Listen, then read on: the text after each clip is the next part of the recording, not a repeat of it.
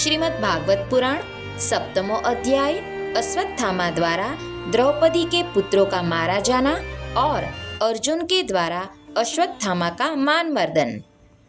जिस समय महाभारत युद्ध में कौरव और पांडव दोनों पक्षों के बहुत से वीर गति को प्राप्त हो चुके थे और भीमसेन की गदा के प्रहार से दुर्योधन की जांघ टूट चुकी थी, तब अश्वत्थामा ने अपने स्वामी दुर्योधन का प्रिय कार्य समझकर द्रौपदी के सोते हुए पुत्रों के सिर काटकर उसे भेंट किए। यह घटना दुर्योधन को भी अप्रिय ही लगी, क्योंकि ऐसे नीच कर्म की सभी निंदा करते हैं। उन बालकों की माता द्रौपदी अपने पुत्रों का निधन सुनकर अत्यंत दुखी हो गई। उसकी आंखों में आंसू छलछला आए, वह रोने लगी। अर्जुन ने उसे सांत्वना देते हुए कहा, कल्याणी, मैं तुम्हारे आंसू तभी पोंछूंगा जब उस आतताई ब्राह्मण अधम का सिर गांडीव धनुष के बाणों से काटकर तुम्हें भेंट करूंगा और पुत्रों की अंत्येष्टि क्रिया के बाद तुम उस पर पैर रखकर स्नान करोगी। अर्जुन ने इन मीठी और विचित्र बातों से द्रौपदी को सांत्वना दी और अपने मित्र भगवान श्री कृष्ण की सलाह से उन्हें सारथी बनाकर कवच धारण कर और अपने भयानक गांडीव धनुष को लेकर वे रथ पर सवार हुए तथा गुरुपुत्र अश्वत्थामा के पीछे दौड़ पड़े। बच्चों की हत्या से अश्वत्थामा का भी मन उद्विग्न हो गया था। जब उसने दूर से ही देखा कि अर्जुन मेरी ओर झपटे हुए आ रहे हैं, तब वह अपने प्राणों की रक्षा के लिए पृथ्वी पर जहाँ तक भाग सकता था रुद्र से भयभीत सूर्य की भांति भागता रहा। जब उसने देखा कि मेरे रथ के घोड़े थक गए हैं और मैं बिल्कुल अकेला हूँ, तब उसने अपने को बचाने का एकमात्र साधन ब्रह्मास्त्र ही समझा।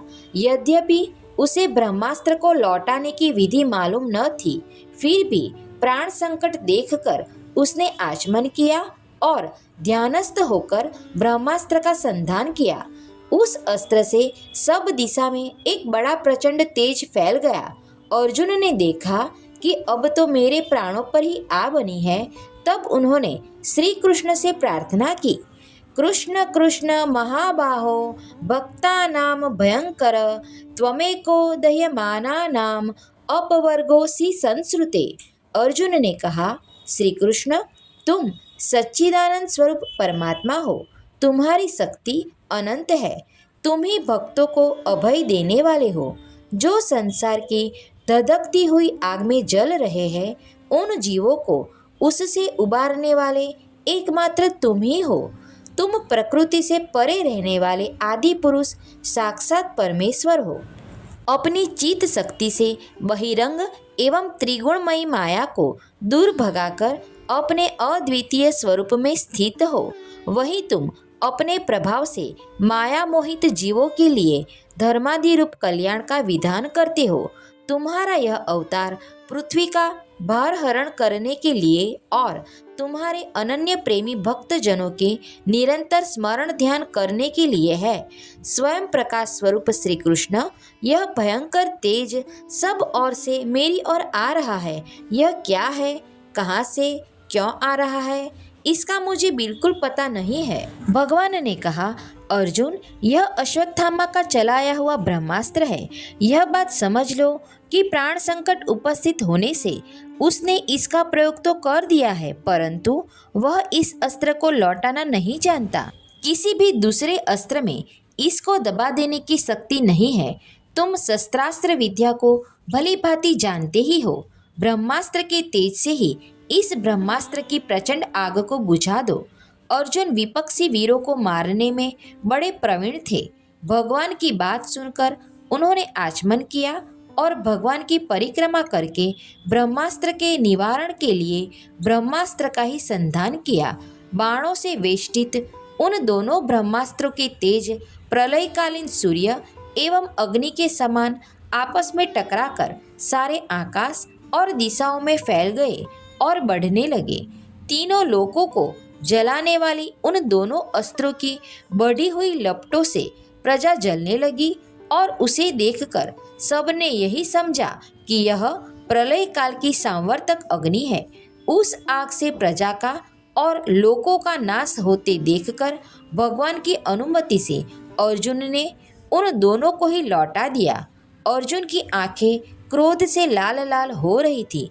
उन्होंने झपट कर उस क्रूर अश्वत्थामा को पकड़ लिया और जैसे कोई रस्सी से पशु को बांध ले वैसे ही बांध लिया। अश्वत्थामा को बलपूर्वक बांधकर अर्जुन ने जब शिविर की ओर ले जाना चाहा, तब उनसे कमल नयन भगवान श्री कृष्ण ने कुपित होकर कहा, अर्जुन, इस ब्राह्मण अधम को छोड़ना ठीक नहीं है, इसको तो मार ही डालो।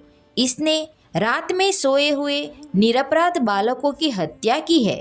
धर्मवेत्ता पुरुष असावधान, मतवाले, पागल, सोए हुए बालक, स्त्री, विवेक ज्ञान शून्य, शरणागत, रथहीन और भयभीत शत्रु को कभी नहीं मारते, परंतु जो दुष्ट और क्रूर पुरुष दूसरों को मारकर अपने प्राणों का पोषण करता है, उसका तो वध ही उसके लिए कल्याणकारी है, क्योंकि वैसी आदत को लेकर यदि वह जीता है तो और भी पाप करता है और उन पापों के कारण नरकगामी होता है। फिर मेरे सामने ही तुमने द्रौपदी से प्रतिज्ञा की थी कि मानवती, जिसने तुम्हारे पुत्रों का वध किया है उसका सिर मैं उतार लाऊंगा। इस पापी कुलांगार आतताई ने तुम्हारे पुत्रों का वध किया है और अपने स्वामी दुर्योधन को भी दुख पहुंचाया है, इसलिए अर्जुन, इसे मार ही डालो। भगवान श्री कृष्ण ने अर्जुन के धर्म की परीक्षा लेने के लिए इस प्रकार प्रेरणा की, परंतु अर्जुन का हृदय महान था।